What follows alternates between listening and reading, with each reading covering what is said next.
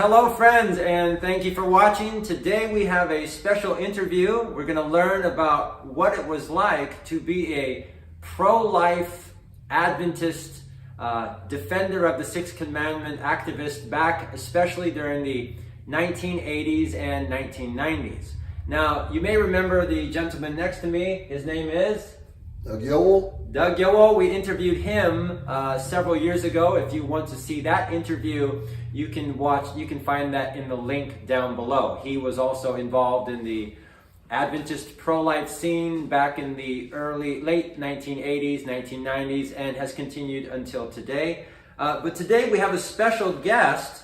Before we hear him this morning, I want to share this newspaper article with you.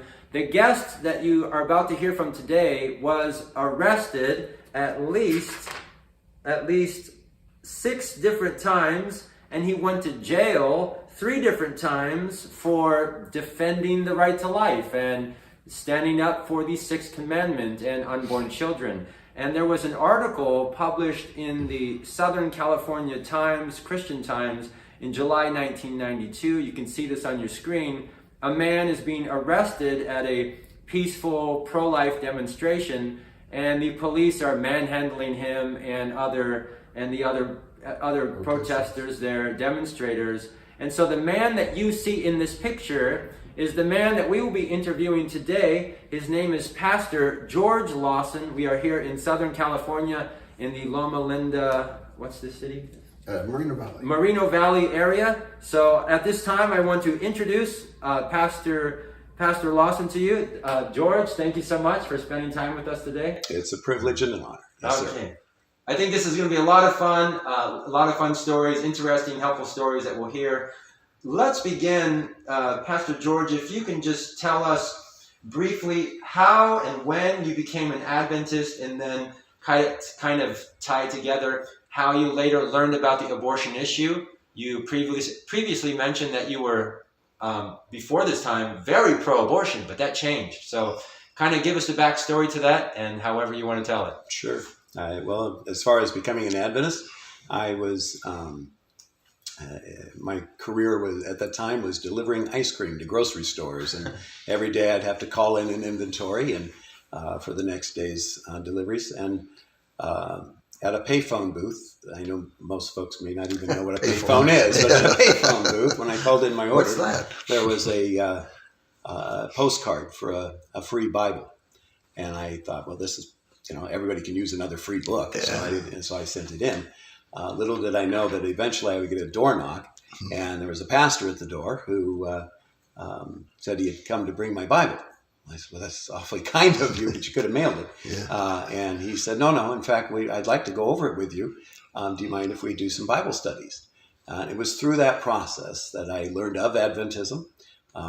Before that, I just assumed, that was one of those unique groups that came door knocking. Yeah. So this is the time period, this is like the early 80s? This is about, right around 79, 80. And you found this, you were selling ice cream, and you found this little pamphlet postcard inside of a payphone booth. Right. Wow, And, fascinating. Okay. And sent that in.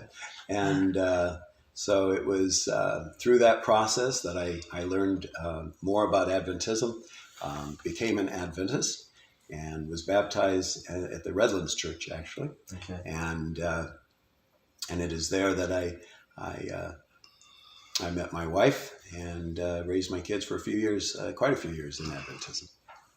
Nice. And tell us about your previous pro-abortion history and how that changed.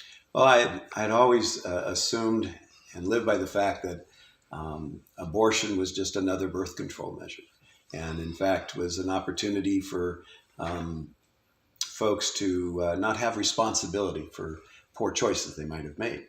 And so I was actively pro-abortion. In fact, had a girlfriend once that we had a child out of wedlock together, and I insisted she have an abortion, and she insisted she was not having an abortion. Praise God. Amen on that. And I asked her why. I said, you can't, you don't know what this is going to do to us, kind of thing. And she said, no, it's a baby, it's a human life, and God is against it. I said, neither of those are true. You can't go there. I tell you what, we fought over it. We argued tremendously over it. And I said, finally, okay, how about this? I will set up an abortion appointment for, I believe it was 2 weeks later, at the abortionist. And we will keep that appointment unless you can convince me that either of those are true. And I'll be trying to convince you also, so just be aware of that. So then I went and looked up, first of all, I looked up, I think I mentioned earlier today, but I pulled my unused concordance off the shelf and blew the dust off the book, which hadn't been opened in quite a while. I think it snapped when I opened it. But I started looking at aborti. Abortion is not in the Bible, at least not in the King James. No, it's not in there at all. Yeah. But I was so thrilled by that. But then I somehow, and I still to this day don't remember how exactly, came upon a Focus on the Family pamphlet about how God was directly involved in the creation of life, and that it is only up to God as to how that life ends. And as I'm looking and looking at all the scriptural references of God directly involved in the creation of David and Isaiah and Job and Jeremiah, and how I had no right to interfere into that process. And I thought, I was so thankful that I convinced my girlfriend that I only had to convince her of one, because I just lost that one. Yeah. And so then I started looking, and I had access to some OBGYN textbooks and the like from Loma Linda. And as I'm reading through all these textbooks, I'm discovering, that heartbeat and the brain waves at such early age that you can't even know that you're pregnant yet.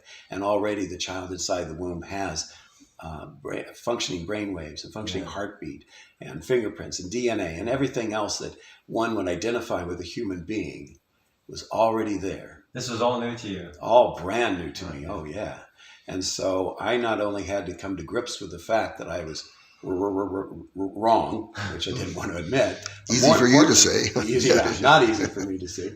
But more importantly, that I had almost condemned my child to death. She elected to carry that child to term. And I'm thankful to this day that she did. This is all taking place after you've been baptized. Oh, yes. Okay. Oh, yes. And one of the reasons for thinking that, in fact, the counsel I had gotten from others at the time, friends that I knew, was that it would be a bad witness to continue to have the pregnancy and to see it through, and that you really, to be a good Christian, you almost have to have the abortion. It made no sense at the time. And it really doesn't make any sense now.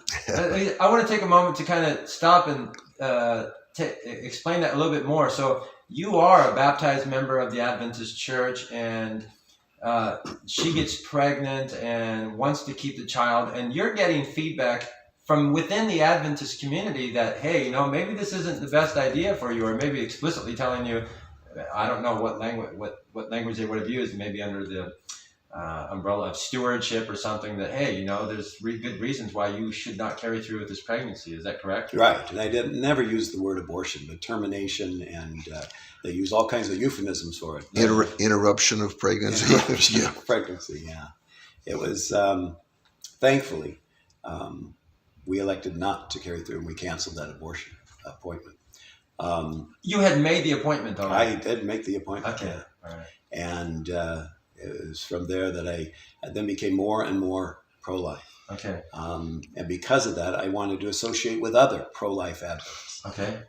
There certainly had to have been many. And so I contacted, is it okay to mention how we're going in that direction? I contacted the General Conference, thinking that was how you find out anything about Adventism, and asked if there was such a group within the whole sphere of Adventism. They were aware of no such group. I thought, that's awfully strange. You'd have no, we don't know of any such group. What year was this? Would you say, right? This would have been probably 89. 89, so right? Just a quick note for the audience. Remember that this is in the 1980s, before the internet, before it was easy to look up all this information. Now we take that for granted, but back in the 1980s, it was very difficult to find out what might have been happening in other areas of the Adventist church. So you contacted the GC, asked for information. They said, we don't know anything about this. Right. So then I went to other pro-life groups, national organizations, Natural Right to Life, and others, and they would look in their libraries as well, and they found, like I said, Moonies for Life, Atheists for Life. They had all kinds of groups for life, but not Adventists for life. Yeah. Interesting though, this is really at the heart at the time, at the heart of the pro-life movement. It's making national news. Everybody's talking about it. It's a big deal. All over the place, and you can't find a single Seventh-day Adventist group that's involved in this. Right. Okay. And so my wife and I prayed about it and came to the conclusion that we would form Adventists for Life if it's just the two of us, but we would be Adventists for Life and start trying to find others of like-mindedness. But we did. And over time, over the next couple of years, several folks we came into contact with. Doug was one of them early on. And through his contacts and others, we just built that network, if you will. One of those who came into mind was Teresa Bean. Mm-hmm. And I think you've interviewed her before. Yeah, and Teresa Bean will be watching this video, we're sure. Say hi, Hi, Teresa. Yeah, that's great. I haven't spoken to her in a long time. Yeah. But, she had a group back in Texas that the GC nor National Right to Life was aware of. And we came into contact with each other. We elected to merge the two groups. And thereby making a larger Adventist pro-life presence. And there we had several members on our board, which again, I understand you have interviewed over the years, some of whom stayed within Adventism, some of whom have left Adventism. So to summarize for those watching the video, there were some pro-life Adventist groups kind of scattered across the U.S., mainly in California and in the Texas area, and then starting about the late 80s, they started to communicate and eventually merge together to form what was the name of the group? Adventists for Life. Adventists for Life. Okay, continue please. Right, and then as we tried to affect the policies of the church, we became more of a thorn or a fly, a burdensome fly to those in power. And I can remember going to 2 different general conferences, and we were relegated to outside with other fringe Adventist organizations who were allowed their little platform spot that was way off from the conference itself. So you attended as representatives of your group, GC sessions? Not the sessions, they wouldn't allow us to. Okay, But we were outside the sessions. Parking lot or something? I'm sorry? Was it in the parking lot or something? Similar to the parking. Yeah. Felt like another city, Yeah. but they moved us away from the folks who would matter. But we were there to make a presence and let them be known that, you can disagree with us, that's fine, but at least know that we exist, and that we're standing up for the rights of the moms and their kids. And so we had many conversations over the years with various Adventist leaders, both on a national level, but also at Loma Linda. Several physicians and leaders at the church that would come to Loma Linda for, alumni conferences or whatever, but would show up in town, and we had conversations with them as well. Okay, very good. Now, I was just looking I had a picture of it here, but in Ministry Magazine in 1992, there was an article written by Dr. Martin Weber, who you probably remember. He was one of the editors for Ministry Magazine. I've interviewed him. That video is also available on my channel. And he wrote in an article titled "The Abortion Dilemma." About halfway through the article, he mentions that there was an Adventist in Southern California by the name of George Lawson, who was not only being a witness for the Sixth Commandment, but had also started a ministry for crisis pregnancy to help women going through this difficult time, and that was called Loving Options. Could you tell us how that began? What's the story behind that? Sure. You had mentioned earlier in your opening about Operation Rescue, which was the group involved in the protests. And when I say protests, I wanted no part of picketing and protesting. What Operation Rescue did, however, under the remember, I had set up an appointment for an abortion. We declined to keep that appointment for very good reasons, and thankfully. But a good 25 to 30% of the women, even today, I'm sure, but certainly back then, who do not keep that first appointment will not make a subsequent appointment. And so, in effect, by preventing access to the abortion clinic that day, you were preventing potentially a quarter to a third of the abortions that were scheduled that day. And so that was my personal reason for participating. But with Operation Rescue, again, came there was a lot of negative side effects to Operation Rescue. Pain was one of them. Officers are able to use pain compliance methods, and they work. They're very effective in their job. And but also the legal aspect and the court hearings and the trials, but also the jail time. And this is stuff that not just Operation Rescue people experience themselves, but you yourself experienced this. You were arrested multiple times, taken to jail several times, and spent quite a bit of time in jail for defending the right to life. Right, and again, it's not a badge of honor at all. I was there hoping to prevent some abortions from happening that day. And in doing so, I felt the necessity. In fact, the legal defense would have been the necessity rule, that if you know that a life is being threatened, that you would be expected. For instance, if you know that a fire is happening in a building and somebody's in that house, you would be breaking and entering, but purposefully. Yeah. And so that was the methodology, was to block the doors. It was peaceful. I look at protests today, nothing like Operation Rescue back then.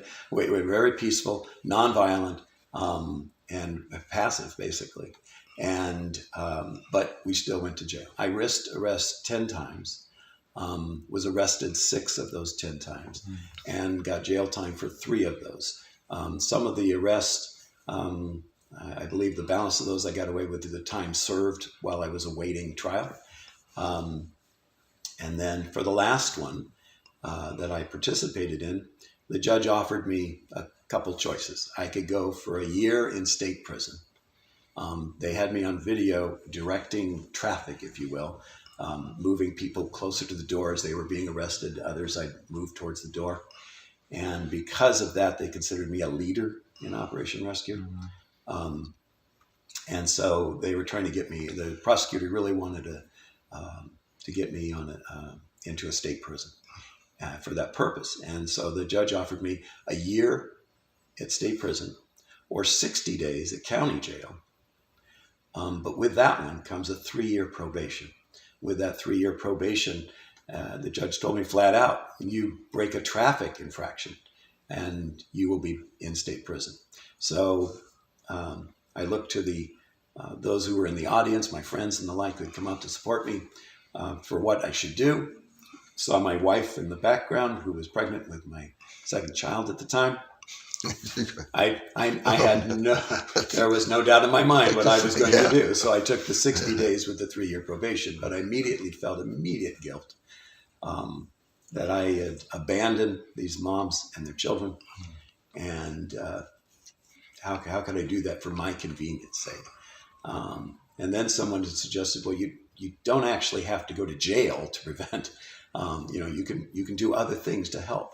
And so it was suggested by someone that I could get involved in crisis pregnancy centers. And so we created one through Adventists for Life. We created one in Loma Linda called Loving Options. That we were offering options as an alternative to abortion. So whether that be adoption or foster care or single parenting or married parenting, it didn't matter. We were just trying to help in whatever way we could. So we provided medical assistance, legal assistance, housing assistance, educational assistance. We had programs for moms who would get computer classes and budget training and everything else, trying to help them to better themselves while they have these children.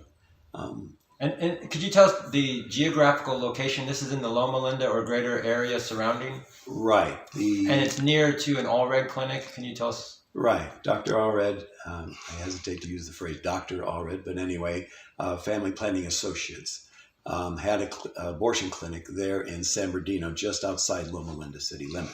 On the other side of the freeway. Other side of the freeway from where I put Loving Options. Okay, so I just want the audience to kind of visualize that here we have in the early 1990s a member of the Adventist Church who's not only demonstrating, to protect children and the right to life, but also setting up this clinic, this Loving Options, or is it called a clinic, or a way to offer resources to pregnant women, while just across the street is an actual abortion clinic by the most well-known abortionist, Dr. Allred, who unfortunately is also labeled in the media as an Adventist. So you have this weird what's the juxtaposition, or parallelism of these two completely opposite, very extreme differences in the same community, just across from each other, in the same faith community, which raises all sorts of Can I interject just a couple things here, just to put it into perspective? Yeah, go ahead, please. George, you don't remember how you met me? Okay, so in the early 80s, I was pro-life, but nobody seemed interested in it at all for years. And one day I ran into an old friend of mine from Academy. He's 4 years younger than me, and we got to talking. He had just come to Christ. I was going to his dad's church. I was going to the church he had been raised in Riverside, the Riverside Church. His dad was a head elder, and he had come back to the Lord, and we were talking. And suddenly we got on the subject of abortion. He was pro-life, I was pro-life, and we were like, wow, that's really good. And I said, I don't really know any Adventists that are pro-life. And he wasn't baptized in the church. Interestingly, he continued to pay tithe all this time to that Adventist church the way he'd been raised. So we communicated for a couple weeks, and then one day he calls me up and he says, "Hey Doug, guess what?" I said, "What?" "I met another Adventist."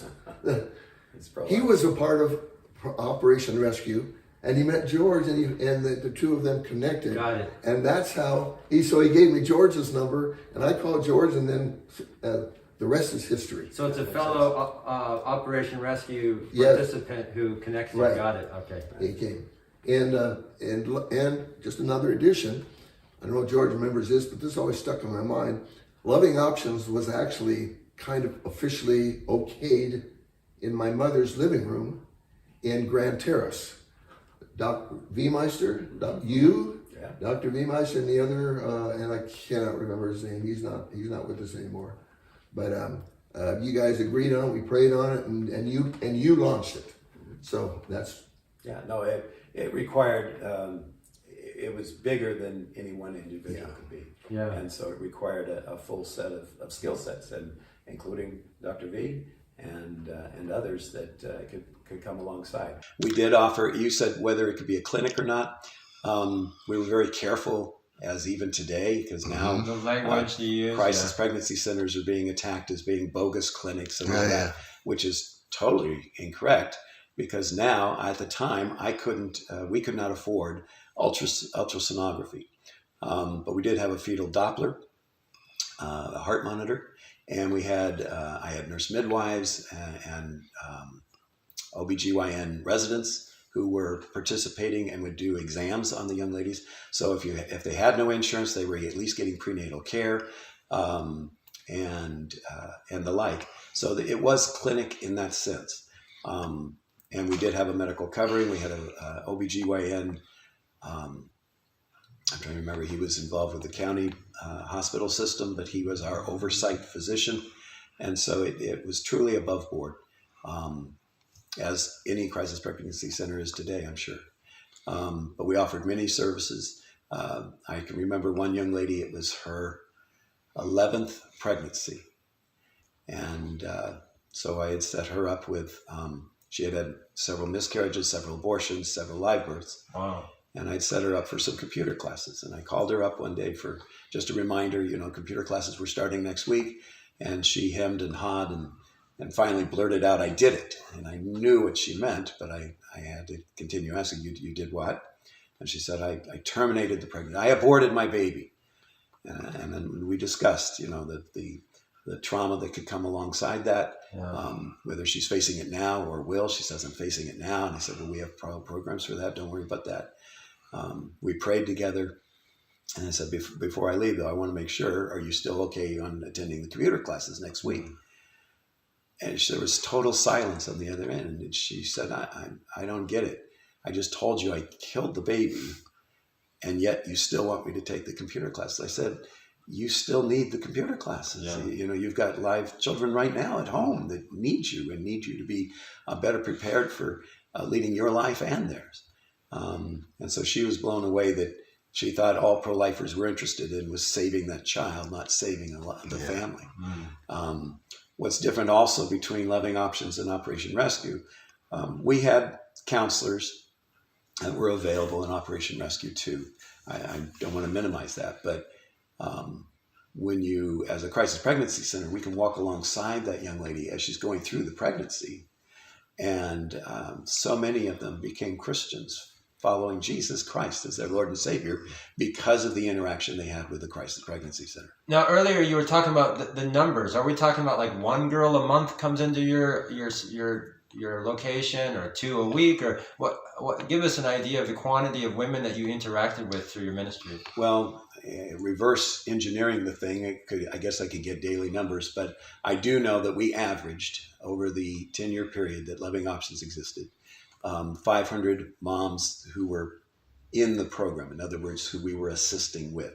So there are others who chose not to take advantage of us, and that's okay. We were there as alternatives, not to push it on them, but to pull them to a more life-affirming choice. When you say, could you give us like a time frame? 500 a week, 500 a month? I'm sorry, 500 for a the year. 500 a year, and this is going to cost money. Where's your support coming from? The Adventist community, or where? Well, that's a little difficult because as it started as an Adventist for Life ministry, right? Okay. It took only a few months to discover that it's not going to be able to be supported by an Adventist ministry. And just to emphasize for the watching audience, when you say an Adventist ministry, this is not an official part of the church. This is by lay people doing this. Exactly, okay. But it was made up of Adventism. Yes. Okay. And Adventist participation. Not church ordained, certainly not church ordained. And your money's coming from outside Adventist. Definitely. It was coming from fundraisers, banquets, walkathons, that kind of thing. Got it. I made sure that there were only one staff person that was paid. I was not paid. No one on the board was paid. So you're not paying for your children's orthodontics through this ministry? No. So it made it easy to go hit up churches for donations because I wasn't getting anything from it. Yeah. But there was one paid person, and that was a center director. That individual made sure that the day-to-day operations were covered. But all of the people who worked there were volunteers. Which is typical of almost all crisis. It's all not government funded. It's privately funded and mostly by church people. Exactly. Yeah. Now, tell us. I want to step back a little bit. You get baptized into the Adventist church, but then you learn about the abortion issue afterwards, and then you get involved in pro-life work out in the community afterwards. So, at some point, you would have quickly become aware that you're an Adventist, and you learn about the abortion issue, but then you realize you belong to a community where there's a significant percentage of the community that supports abortion. So you would have had interactions with church members and leaders. What type of responses or feedback did you get from other people in the Adventist community about the work and outreach that you were doing? I mean, I don't want to suggest that it was one-sided. There were many. Sure. There were many folks who were pro-life, like Doug. Adventists, like Doug, exactly. But there were also many vocal opponents to our position. I can remember setting up a information booth at a very large. Back then, it was a well-known church, Celebration Church in Loma Linda.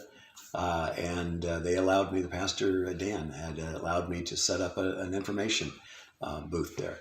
And some folks came and really were very vocal about their opposition. When it comes to church leadership, it was mind-boggling that so many young women who came to the to Loving Options, to the Christ Pregnancy Center, were Adventists, or at least attending Adventist churches, and their Adventist pastors were encouraging them to abort, and that it was the right thing to do and the proper thing to do, and it just broke my heart. Let's stop and go to that one slowly. So you are a supportive member of the Adventist Church. You're not part of any main offshoot or extremist group. You're following the mainstream beliefs, and you get involved in actual outreach, not just demonstrating against the abortion clinics, but you're involved in actual outreach. Incidentally, many of the women who are coming to you for help, they themselves are members of the church. And these women had been counseled by their pastors, chaplains, pastors, or whatever, to do the abortion. And yet they still want to help, and they're still coming to you. I mean, that's just a weird, sad situation. Right. Another irony that came up during Operation Rescue, I can remember reading a house organ from one of the largest churches in the area, and a staff person at that church had an article published in the newsletter about how she also was there during that weekend. Unfortunately, she was an escort, escorting the women past the protesters into the abortion so that she could have her abortions. So again, there's that parallelism of some of the Adventists who were there to stop the abortions and others who were there to promote the abortion. And so it was an unusual time. Would you say, George, from my recollection and my interaction, most of the vocal opposition came from the general people, but the rest of leadership, it was more like stonewalling. They just ignored you and go well and thank you and see you later. And they were just you were just kind of a fly in the ointment. Whereas the people that you actually are working, interacting at church or whatever, they were a lot more vocal. Was that your experience? Right, vocal both ways. Yeah. Yeah. I remember sharing, a pastor at another local church, a large church in the area, who allowed us to make a presentation from the pulpit about an effort we were doing in the area. And as I stepped down from that and approached near the rear of the church, and the church was continuing on, I just did an announcement. A gentleman came to me and said he was very thankful I was wearing glasses because he would have decked me before I hit the door. Whoa. Back up. Tell that story a little bit more. Someone is threatening you, and why are they threatening you, and who is the person? You don't have to give us their name. No. And I don't even Let's give the name. Come on. That would be interesting. So tell that story again, but with a little bit more detail. Sure. Basically, I asked it was the church that I was attending at the time, and I asked if I could make an announcement about something that Loving Options putting on. I don't know if it was a banquet or what, maybe just one of the ministries, or how you can get involved, or whatever it was. But it was extremely benign, and he was very angry. That you would even suggest that. That I would suggest that there was something positive about the anti-abortion movement as he saw it. And he said, "You can't lie about these things." I said, "Sir, there is not a single thing I said that was a lie. If you can find it, I will ask the pastor to go back up again and apologize for the egregious lie that I had just given. But there's nothing there. This is what we do. We at Loving Options at the time, and other ministries may have done differently, but Loving Options did not get involved in politics, did not get involved in protests and pickets and all of that. All it did was offer choices to women and to give life-affirming choices to and there were choices that many women wanted. They wanted this. So many women who came to Loving Options were so thankful for the opportunity to make that choice and not see it as an unviable choice. Yeah.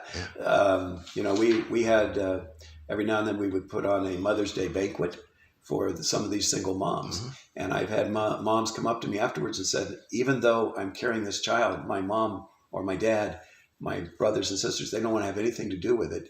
And so I wasn't going to have a Mother's Day except that you guys put on this Mother's Day for us. And so there are so many times that we were thanked for what we did.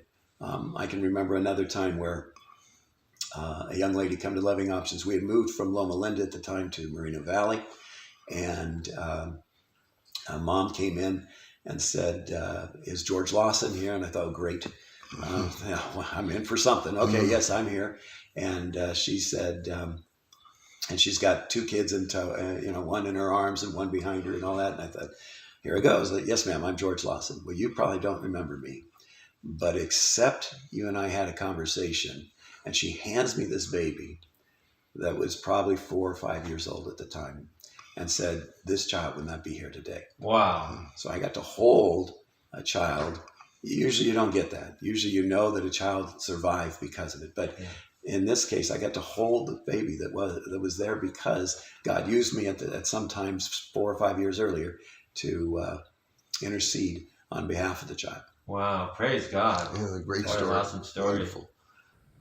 I wanted, there's 2 last points I wanted to make before we close, is that it's one of the objections that people make today towards the pro-life movement in general is called, it has the name, the seamless garment argument. That is, that you can't really be pro-life, you can't really be a faithful witness for the 6th commandment unless you take 100 other political positions and do all these things. It's kind of analogous to saying that you can't really tell people about the Sabbath unless you're willing to give them a job in case they lose their job because of the Sabbath, and willing to pay for their insurance and their home and do all these things. There's a meme online. It draws the analogy. It's like telling a firefighter, you can't really go into that house and help people who are going to die because you can't go in there unless you're willing to give them a new home and a new job and new clothing. You can't do that. And so they will say, and we hear this even today within our own Adventist communities in the USA, that you can't really oppose abortion, you can't really be pro-life unless you do all these things. But one of the reasons why I wanted to interview you is because you are doing those things. You are offering loving options. You are getting support. You're making these efforts out there to help women in difficult situations. But even when you do that, you still encounter violent threats from, I want to highlight the point that even when you do the things they tell us you have to do, even when you do that, it's still not enough. I do recall approaching and again, the white hair is giving me away here. It's been a while. Yeah. But I do remember approaching a gentleman who was very high up in Adventist circles, in with the staff of the president of the General Conference. And there was an alumni conference, I believe, in Loma Linda. And as it was being set up, I recognized him in the corner. And so I'm not totally proud of myself, but I did literally corner him in a booth. And I asked him, I don't understand, sir, how, the Adventist Church in their hospital guidelines and everything else has mentioned that they do want to be there on behalf of the mom and the child. And we do all these things. Why isn't the church wanting to participate in that? Because it boggles the mind that the church has so many resources that it could be there for these people. And yet they chose not to. And they did so, I believe, in fact, this gentleman said that the reason was because another well-known large church was pro-life. Just say it. The Roman Catholic Church was pro-life. That's right. Therefore, Adventists could never be pro-life. Yeah. So that's something that every person in the Adventist Church who's dived into this topic and wanted to learn more about it has inevitably come across the claim or statement that we Adventists can't be a witness for the 6th commandment because Catholics already do so. That's basically what they're saying, which is absurd for all sorts of reasons. But you didn't hear that from a layperson. That's coming from a very well-known person at the highest levels of the church. And that's in the early, mid-1990s? Yeah.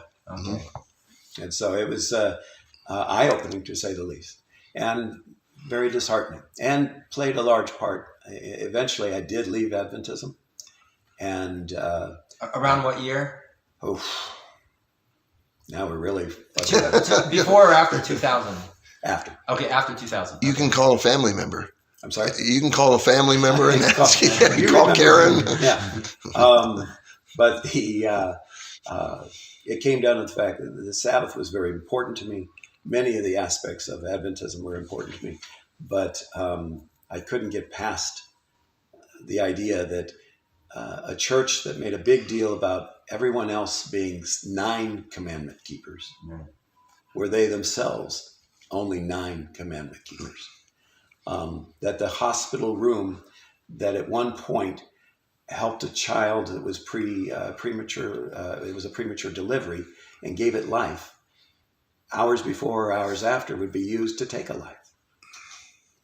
And it just, I couldn't continue to stay that way. Sure.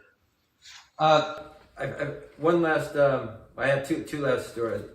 One last question, and then I wanted to highlight this response letter in the Adventist Review.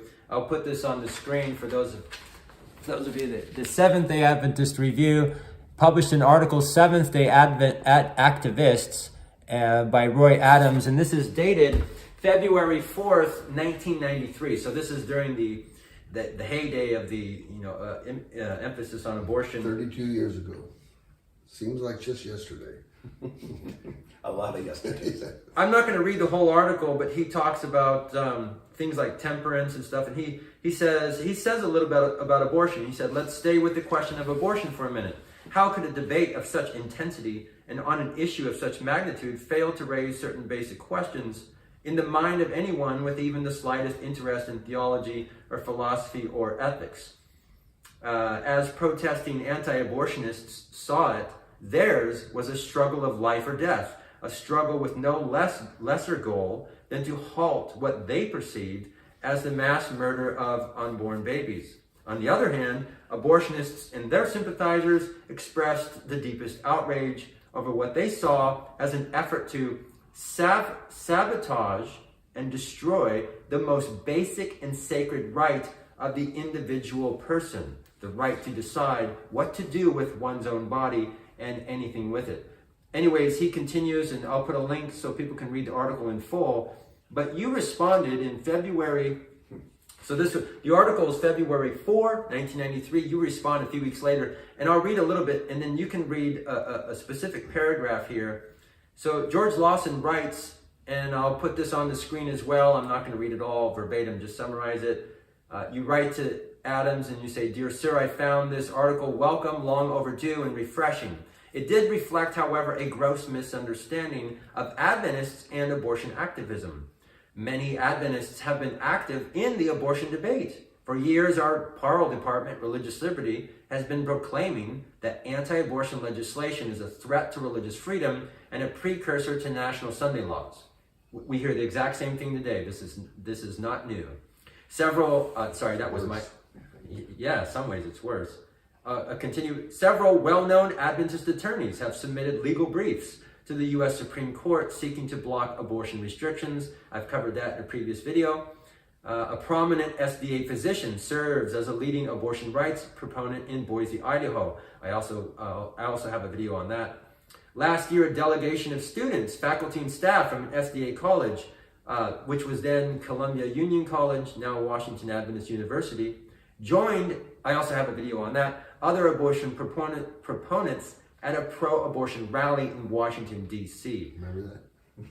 And hospitals owned and operated by our church continue to provide abortion on demand.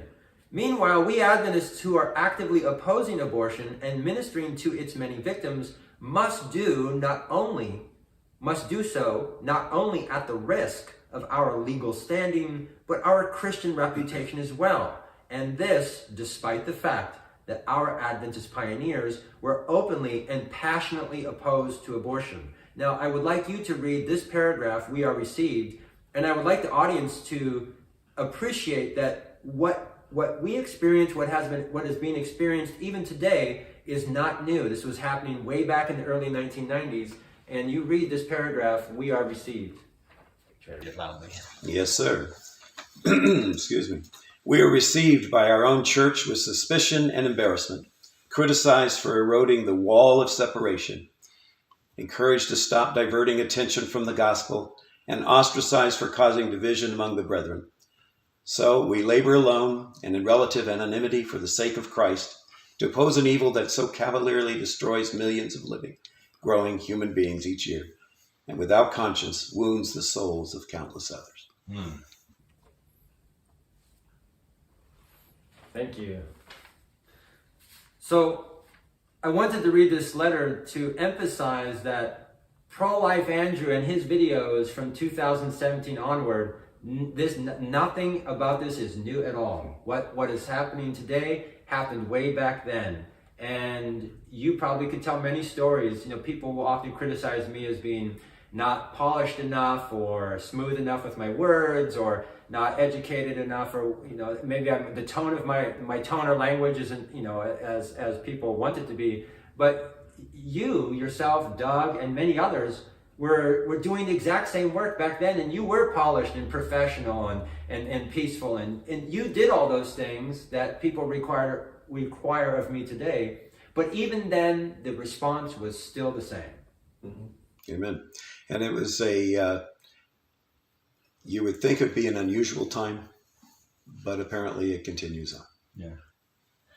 So in our closing comments, I just want to say thank you so much for the work that you did back then, for your continued witness for life today. And thank you for the tremendous efforts that you and Teresa Beam and many others made back at that time, because I'm standing on, I'm just hopping on, I'm just surfing the wave that you guys started, and so I'm very thankful for the efforts that you made back then.